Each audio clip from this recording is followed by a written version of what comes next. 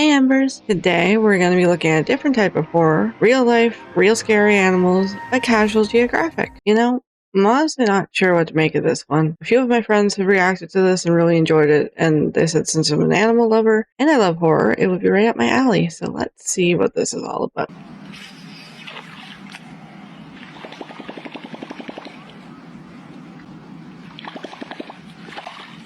Fishy? Oh, what? Eu gostei assim, amostradinho. That is terrifying. You know, the Those greatest trick eyes? Hollywood ever pulled was convincing the world that sharks are the only things to fear in the water.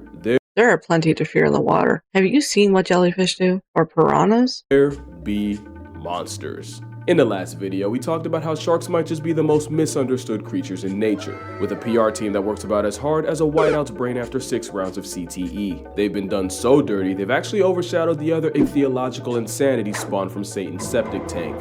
Excuse me? Spawned from where? These are 7 fish that should honestly terrify you more than any shark. This isn't really to substitute one fear for another, but I do think these fish could make a much more traumatizing, nightmare-inducing horror flick than Jaws. And it starts right here. What is up with those eyes? That is terrifying. Man, just think you're walking beside the water at night and you see that staring up at you? No thank you. Those eyes belong to a pair of arapaimas, also known as a pirarucu. You've definitely seen them before. Does this video ring a bell?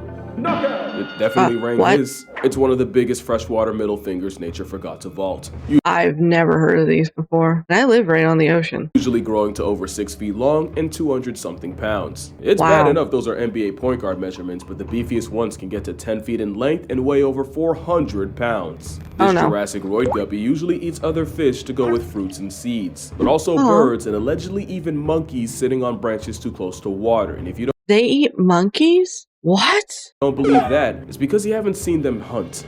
They're explosively quick, and the aquatic black hole has been known to confuse feet for fish and violently pull people underwater. One zookeeper reportedly made the mistake of trying to retrieve a glove that had fallen into an arapaima pool, and in a split second got his hand, wrist, and several fingers broken. There's also the fact that a refrigerator-sized fish will yeet themselves out of water in self-defense. And let's talk about Okay, you're just stupid to be putting your hand in the water like that when you know one of those is in there. Come on. that defense. The plus-size bite jay is covered in heavily armored scales, not only tough enough to tank piranha attacks, locals historically use them as nail files. They've also used their tongues as scrapers, since these fish have teeth growing out of a bony tongue that can be used to effectively crush struggling prey against the roof of their mouths. You know nature got in its bag when it made a fish that can breathe air, and the Antichrist of the Amazon has a modified swim bladder that was repurposed as lungs, meaning this flex of a fish can survive 24 hours out of water. On one hand, that means they have to come up for air every 20 minutes or suffer the eternal shame of being a fish that finds a way to drown. But it also works out for them because in low oxygen water where most fish become slow and sluggish,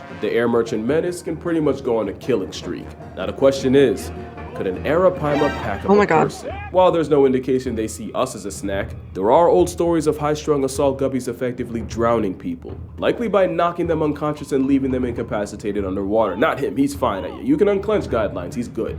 But one man that almost wasn't was Jeremy Wade. He probably needs no introduction, but long story short, he's a zoologist who hosted the show River Monsters, which ended, but only because he caught every fish nature had to offer. But he almost caught an early life retirement after a pissed-off paima struck him square in the chest and nearly caused irreversible damage to his heart. Not only did this fish nearly have us singing,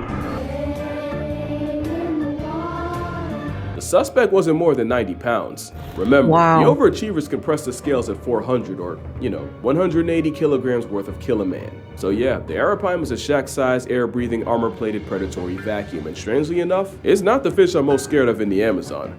But we'll get to that. The piranha actually isn't. If you remember from an earlier video, piranhas might be just as misunderstood as sharks. That little fish looks so shy. I don't know if that's just me, but that's the vibe I'm getting right now. They're mostly just scavenging opportunists that our childhoods convinced us were way more of an issue. You cannot say the same for their cousins found in the Congo basin of Central Africa. The Goliath tigerfish can grow to nearly 5 feet long over— What is that? I don't like that. I'm never going near that, wherever that is. No, I'm good. 100 pounds, and they're what people were told piranhas are times 10. They're in the same order, but where piranhas are primarily a swimming cleanup crew, tigerfish actively hunt for their bodies. And you'll find out, nature built this prehistoric problem to do exactly that. They have sharp dagger-like teeth that many swear are comparable to that of a great white, although I personally see them as more conical, like a crocodile, which is a coincidence since the saltwater variety are their only natural predators. But of course, the swimming expletive has also been known to murk smaller crocs. They have eerily strong eyesight to track prey, special organs to detect the vibrations they make underwater, and they're strong enough to brute force their way through the turbulent waters of their hunting ground. The teeth on that thing. What? They're considered one of the toughest freshwater fish time left behind, and tigerfish are even on record snatching birds out of the air. Not just birds, but swallows, some of the fastest and most maneuverable out there. Scientists studying them watched as 300 birds got permanently grounded by tigerfish in just over 2 weeks. They're so feared that in many places they're only known by one name, benga, meaning the dangerous fish. There's even a story of a young girl wearing a belt made out of bottle caps in order to ward off evil spirits. Ironically, it did the exact opposite and attracted a tigerfish who apparently confused the bottle caps for fish scales and nearly bisected the girl. Allegedly. Oh my god. It's an extremely fast, explosive vice grip with almost zero prey prejudice. And I'd still rather take a bite from them than the fish up next. And that's because next is the candiru. And a lot of y'all already know what road we're going down. I don't know what this is. The candiru is a tiny parasite in the Amazon, also nicknamed the vampire fish for their habit of invading the gills of larger fish and scraping the insides to feed off their blood. Oh my god. And with backward-facing spines and a powerful bite, it's nearly impossible to shake it off before it completes its liquid transaction. The horror comes from the legend of candiru being attracted to the chemicals in urine and swimming up the urethra Oh no, I see where this is going and I don't like it.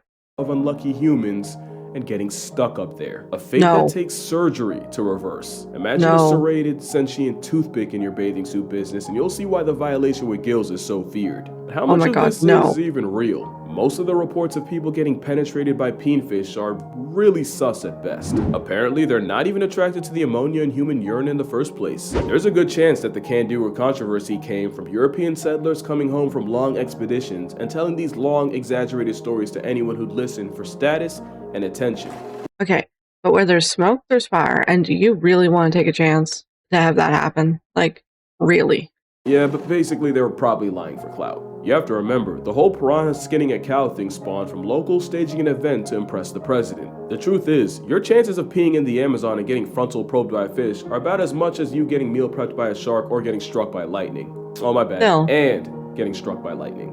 That being said, I'd rather get tag teamed by the pets of Poseidon and the forces of Zeus than have a bloodluster up my urethra, no frankly. Oh my god. If the odds ain't zero, they're just too high for me. But I'll happily take a candiru to the mandiru, then run into aquatic op number 4. In fact, I'm so afraid of it, I actually had to break my own rule for this video. The Humboldt squid obviously isn't a fish, but it's the closest thing to a living nightmare on this list. Okay, what's so wrong with this squid? Like, just stay away from the water and it won't hurt you? To be clear, at 5 feet, about 100 pounds, there are bigger squid. What sets Humboldts apart is they can hunt in packs of over 1,000. They hunt in packs? Excuse me? What? Yeah, that's 3 zeros like a Tony Snell stat line. Nicknamed Diablo Rojo, there are old fisherman tales of men falling overboard, getting swarmed, and never coming back up. Yeah, no wonder. There's also stories of them curiously approaching divers before flipping and trying to rip their masks off. But who needs stories when marine biologist Alex Kirstich can tell you about the time several homicidal squids grabbed him and attempted to drag him down into the dark maw of the abyss. It gets worse when you realize what exactly happens when a red devil decides to take you to hell. Humboldts aren't just highly intelligent, they're covered in tiny red chromatophores that they can use to rapidly change color in order to communicate with each other. It's like Morse code but for Crip and calamari. That's wild. Don't know exactly what it means, but there's a good chance if a Humboldt confronts you and starts violently flashing red, it could be telling a bunch of others you can't see that you're free eats. So likely the last thing you'll see is pulsing red before you get eaten alive. It doesn't help that satanic cephalopods are known for speed eating and are notorious for stripping fish to the bones faster than fishermen can reel them. Add a beak that can easily slice flesh and a bite force that can reportedly crack bone, and I think you see why I'm not exaggerating when I say I'll deal with every other fish on this list than a pack of predatory color-coordinated squid. And I don't care what logic says, there's no doubt in my mind this squid would eat a human if they thought they could. Why? If a pack of those drag you down, there's really no chance of saving you, so I understand his fear totally. Why? Humboldt squid only live about a year. That rapid growth in a short time means they'll rarely pass up an easy meal, even if it's their own kind. Humboldts are highly cannibalistic, and they will not hesitate to turn on a weak or injured member of their own hunting party. There was a study done off the coast of Chile that found that out of over 2,000 squid, more than half held the remains of their own kind in their stomachs. It sounds to me that anything they see as weaker than them is something they can feed off, and the only saving grace for us is they usually only press things smaller than they are. But you don't even have to be seen as food for affiliated squids to be a problem. Like a true xenophobic, they react to most things they don't understand with aggression, and they've even attacked cameras and equipment and left them out of order. But to me, the most disturbing aspect of getting assaulted by squids is, even if you escape, if you panic and surface too fast, you can get the bends and past tense anyway. That type of psychological horror is what puts the Humboldt here, and wouldn't you know, emotional damage is another symptom of finding out about the next fish. Because now we got the stonefish. Not one of, but the most venomous fish known to man. Those are venomous? Huh. It's armed with toxin, and symptoms of getting stung include crippling pain, shock, tissue death, and even paralysis. And speaking of pain, you can be in agony for over 12 hours, and it's enough of an eternal jihad to cause hallucinations. Anecdotally, there have been tourists who've stepped on a stonefish only to beg their doctors to chop off the whole foot. I believe that. And when your skin swells that bad, for whatever reason, whether it's heart issues or an allergic reaction, it's painful alone. Add poison or toxins on top of that, you're not in for a fun time. Then there's the added threat of, if you don't get out of the water quick enough, it won't even be the venom. You can get paralyzed and catch a stage fatality to drowning. Even if you survive, you can still suffer permanent nerve damage and severe muscle atrophy. But that all wouldn't even be that bad if the stonefish wasn't nature's manifestation of a dick move. The most venomous animals on the planet usually dress with bright colors to warn the rest of the population that they're packing. Stonefish decided to do exactly none of that, and instead cosplays as a stone, only to mortally punish you for its camouflage working. Like I said, it's like having invisibility, but also serving the death penalty every time someone steps on your foot. Then you gotta add the fact that there are another fish that can survive 24 hours out of the water, and they have a literal switchblade growing out of their forehead. Yeah, I knew they were a problem ever since one nearly perma-napped Nigel Thornberry. A stone-cloaking toxic minefield of misery, but with stonefish anti-venom being the second most administered in Australia, today if you get stung, your chances of surviving are actually pretty good. Not like Probably won't have a good time though. Like the next fish, because for this one, there is no antidote. The stonefish might be the most venomous fish, but the pufferfish is arguably the most poisonous thing alive. You eat a pufferfish, can't it like have a chance of poisoning you or killing you still somehow? Is it the pufferfish that does that? I think so. Quick rule of thumb on the difference: if it bites you and you die, it's venomous. If you bite it and you become a wuzz, it's poisonous. And few things are more poisonous than puffer tetrodotoxin, which is 1,200 times more of a death sentence than cyanide. Tetrodotoxin interferes with signals between nerves and muscles, causing muscle paralysis and a total shutdown. And of course, the fugu blowfish is considered a delicacy, but if the chef misses a single cut even by a little, you're instantly on the clock. Let's eat something that could just insta-kill us. Okay. You won't know that happened until your face goes numb and your lips and tongue get this weird prickling feeling. Then, you'd suddenly get a splitting headache and dizziness to go at vomiting and diarrhea as your body desperately tries to purge the poison. But it's already too late and you'd start getting paralyzed, starting with the hands and feet, but slowly spreading out. And by this point, you likely can't even call for help. Finally, it'd get harder and harder to breathe until you notice the room slowly fade to black, leading to either a coma, seizure, or just death. Even just hearing that's anxiety-inducing. Oh my god.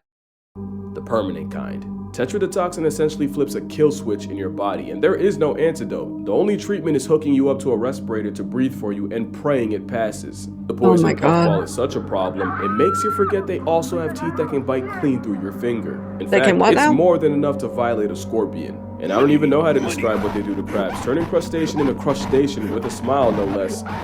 That just went om nom nom. There was no hesitation in breaking that shell. It's criminal.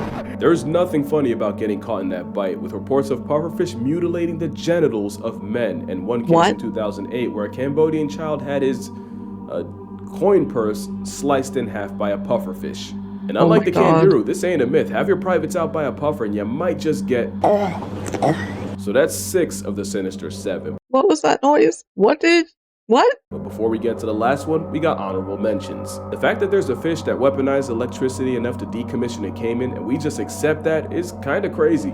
And the thing is, it might not even be the voltage, but it's getting knocked out in shallow water that'll get you. Swordfish are one of the fastest things in the sea. They also have a built-in melee weapon equipped capable of inflicting life-altering harm. In 2015, a Hawaiian man was fatally struck in the chest while trying to catch one. Another man in Malaysia bled to death after a swordfish yeeted itself out of the water and also RNG'd him in the chest. Swordfish are also on record shanking sharks and even bleeding out sea turtles. The sheep's head fish really only because of that mouth. Shrimpophobics be damned. The Titan triggerfish is a highly aggressive honey badger with gills capable of dishing out severe injuries with the same teeth they use for crunching coral, sea urchins, and even a crown of thorns starfish. The trigger might as well be named after their temper, and this 1.5-foot vibe check is a big reason why beginner divers never go back in the water. Speaking of big, the Goliath grouper. At 8 feet up to 800 pounds, the fish the size of a small car feels more like a leftover Jurassic prop. Lucky for us, most divers describe it as a gentle giant with the temperament of a St. Bernard. Although a St. Bernard didn't allegedly swallow an entire kid in the Florida Keys. Allegedly. But since we're on the subject, the last fish on this list are catfish. Okay. What's so wrong with catfish? Yeah, it's kind of cheating. There's over 3,000 species of catfish, even including the genital jihad, the candiru. Catfish are like the trash compactors of the fish family, which isn't a problem until you see just how big they can really get. And once a catfish gets big enough, there aren't a lot of things alive they won't try to eat. We've seen armadillos, turtles. That's a catfish. What? I thought like they were just itty bitty fishies in rivers. And even unaware seagulls get bored by a catfish. There's a species in France that figured out how to stalk and hunt bathing city pigeons. Another learned to wait by cave entrances to suck up any exhausted bats that fall in. There was even a catfish nicknamed Kuno the Killer who terrorized a German lake and somehow caught and ate someone's dog. Basically, they're all the shit I've talked about pelicans being, just in fish form. The question is, if a catfish has ever eaten a live human, and it isn't even if they would, but if they could. The Wells catfish can grow to 10 feet long and cap out at 300 pounds. The Mekong catfish can also get to 10 feet, and the heaviest one ever recorded was pushing 650 pounds. If there's a catfish that could stomach a human, it should be one of these, but there's a slightly smaller catfish that was believed to be a legit man-eater. In the late 90s and early 2000s, a series of fatal attacks on people in the Gully River had people convinced there was something in the water hunting humans. In these attacks, victims were suddenly pulled underwater in front of people, only for their bodies to never be recovered. In 2007, Atal Kumar was swimming with friends when he was violently dragged underwater, and while he was never seen again, friends caught a glimpse of something that they could only describe as an elongated pig. That makes me wonder if a lot of the cryptozoology legends of, like, not necessarily Loch Ness, but similar water creatures are based on catfish, maybe. Thoughts? Hawks and bull sharks were considered, but the prime suspect ended up being the goonch. At about over 6 feet, 200 pounds, the goonch is usually smaller than the whales in the Mekong, but it's feared that the practice of burning funeral pyres by the river led to the equal opportunists developing a taste for human flesh. And while it's a stretch to say a corpse-happy catfish could swallow an adult, it becomes a little less believable with children. There's no solid proof of a catfish catching a person, but they for sure can off one. The biggest ones can easily overpower you, if not just knock you out and drown you. Not to mention a majority are venomous, with those spines putting both experienced fishermen and oblivious bystanders in the hospital. They also have a nasty sandpaper-like bite that can easily draw blood. But what really makes them a living horror movie is their intelligence. The ones packing up pigeons, they weren't always doing that, but they pretty much ate everything else around them and were forced to adjust. So it's anyone's guess what could happen if they gain a taste for humans. And with catfish being swimming tongues with over 175,000 taste buds across their bodies, I doubt acquiring taste takes long. But yeah, that's gonna do it for this video. Make sure you drink water, hug your mother, try not to get catfished out here. If you'd like to see me swim with slightly less freaky fish, the full GoPro footage of me in Hawaii will be uploaded to my Patreon. And with that last second self-promo out the way, I'ma see y'all in the next one. Okay, that was wild. I didn't expect that at all. Like, when you think of a dangerous fish, you think of a shark. Or like the little blue ring poisonous octopus in Australia. I'm honestly shocked by this video. I mean, if we have more random recommendations like this, I'm open for it. As long as it can count as some type of horror, I'm happy. I stream most nights on Twitch after 2 a.m. CST doing horror and gacha content. And join our community Discord. It's linked down below. Thank you for watching.